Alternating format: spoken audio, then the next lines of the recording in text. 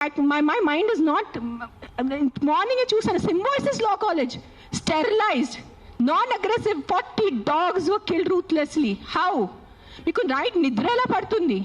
మీకు నిజంగా మీ చిన్న పిల్లలకి కుక్కలు కరుస్తున్నారంటే దాని గురించి ఆ ఏరియా వరకు చూసుకోండి. ఏ అగ్రెసివ్ డాగ్ ఉంది దాన్ని లొకేట్ చేయండి. నాలాంటి ఎన్జిఓ వాళ్ళని కాంటాక్ట్ చేయండి. We will take the dog. నేను తీసుకెళ్తాను. ఆ కుక్కని ఎక్కడ షెల్టర్లో పెట్టాలా, లేదంటే ఆ కుక్కని ఎక్కడైనా ఫామ్ హౌస్లో ఒక్కటే పెట్టాలా, నేను చూసుకుంటాను. నాలాంటి వాళ్ళు ఎంతమంది ఉన్నారు. We are there to help you. But ఒక్క కుక్క తప్పు చేస్తే ఆ ఒక్క కుక్క తప్పుకి మీరు 100 కుక్కల్ని చంపేస్తున్నారు. Not all dogs are bad. That is, please understand, if some universe has made you, some god, you belong to some religion over here. If that god has made you, that same god, ఆ same భగవంతుడు ఆ కుక్కల్ని జన్మించారు. అది గుర్తుపెట్టుకోండి. కుక్కలు ఎక్కడ వేరే ప్రపంచం నుంచి రాలేదు. అదే దేవి, అదే శివుడు, అదే కాలభైరవ్, అదే దుర్గాదేవి, వాళ్ళే సృష్టించారు కదా కుక్కల్ని మీతో పాటు. సో మీకు ఒక్కటే హక్కు ఉంది, ఆ కుక్కకి హక్కు లేదా? ఏంటి మీరు చేస్తున్నారు? కొంచెం ఆలోచించుకోండి. At least 1% of you please understand. Yes, we need safety for the children. Yes, we need safety in the night for the bike drivers. I can understand. నాకు బైక్ లేదు, నేను నైట్లో నాకు ఐటీ పని లేదు, నాకు ఏం డెలివరీ పని లేదు. సో నాకు తెలీదు ఎలా ఉంటుంది ఆ భయం. నిజంగా నేను ఒప్పుకుంటాను. కానీ ఒక 4 కుక్కలు తప్పు చేస్తే మీరు 400ని చంపేస్తే అది ఎక్కడ న్యాయం? నేను ఒక్కటే అడుగుతాను ఈరోజు, సుప్రీంకోర్టుని ఒక్కటే అడుగుతాను, ఆ కర్నల్ సెంట్రల్ని ఒక్కటే అడుగుతాను, ఆ సర్పంచ్ని ఒక్కటే అడుగుతాను. 100 కుక్కలు చంపటం ఎక్కడ న్యాయం అని నాకు ఒక మాట చెప్పండి. మీకు నిజంగా మళ్ళీ చెప్తున్నాను, నిజంగా మీకు మనుషుల గురించే ఉంటే ముందు హెల్మెట్స్ పెట్టుకోండి. ముందు ఆ మస్కిటోస్ గురించి ఏదైనా చేయండి. మీ ఉన్న చుట్టూ ఇల్లులో ఇంత చెత్త నీళ్ళు ఉంటుంది, అది ముందు మీరు క్లీన్ చేయండి. దీంతో పాటు కొత్త ఆలోచన నాకు వచ్చింది. ఎందుకంటే పేపర్లు చూసిన తర్వాత, రోజు టీవీలో చూసిన తర్వాత బాధ కలుగుతుంది. ఏంటంటే రేణి దేశాయి, మేనకా గాంధీ, అక్కినేని అమల గారు కుక్కలను చంపొద్దు, జంతువులను చంపొద్దు, వాటికి మాటలు రావు, ఏదో తప్పులు జరుగుతుంటే దాన్ని సరిదిద్దమని కొందరు కోర్టు కూడా పోతున్నారు.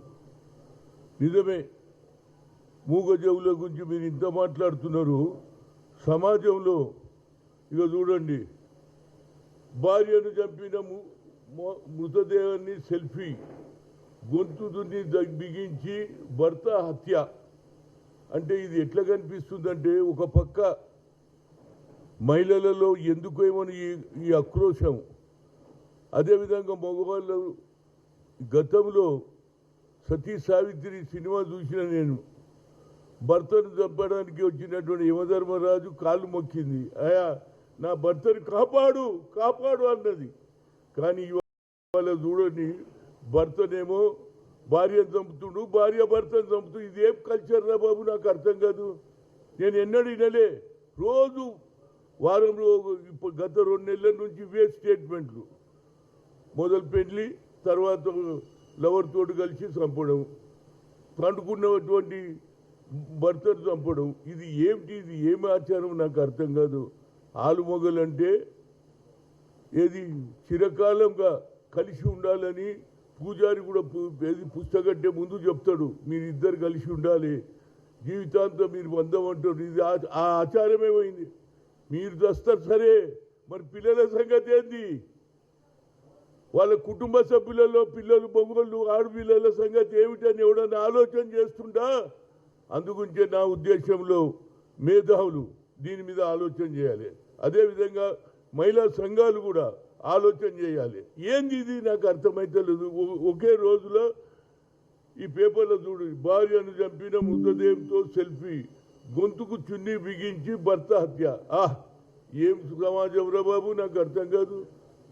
గతంలో నేను చూసిన సినిమాలు ఎట్లుంటుండంటే, భార్యాభర్తల అనుబంధం, తల్లిదండ్రులకు ప్రేమ చేయడము, తల్లిదండ్రులకు ఏది చనిపోయే వరకు ఆదరించినటువంటి సమాజంలో మార్పు ఎందుకు వస్తుందో నాకు అర్థమైతే లేదు. ఇవాళ టీవీలు వచ్చినాయి, సెల్ ఫోన్లు వచ్చినాయి. కానీ కొత్త ఆచారాన్ని కాపాడడానికి ప్రతి ఒక్కరు కూడా, ఇంటలెక్చువల్స్ కానీ, అదేవిధంగా జ్యుడిషియరీలో ఉన్నటువంటి లాయర్లు కానీ, మేధావులు కూడా దీంట్లో, అదే మహిళా సంఘాలు కూడా మీటింగ్లు పెట్టి, రౌండ్ టేబుల్ కాన్ఫరెన్సులు పెట్టి, సెమినార్లు పెట్టి ఈ ఆచారం ఫినిష్ చేయకపోతే కొత్త తరం వారు కూడా ఇదే ఆలోచన చేస్తారు అంటూ నా పిల్లలు కూడా అరే మా అమ్మనే చంపింది కదా మా నాయనను నేనెందుకు చంపొద్దు అనే ఆలోచన వస్తుందా లేదా?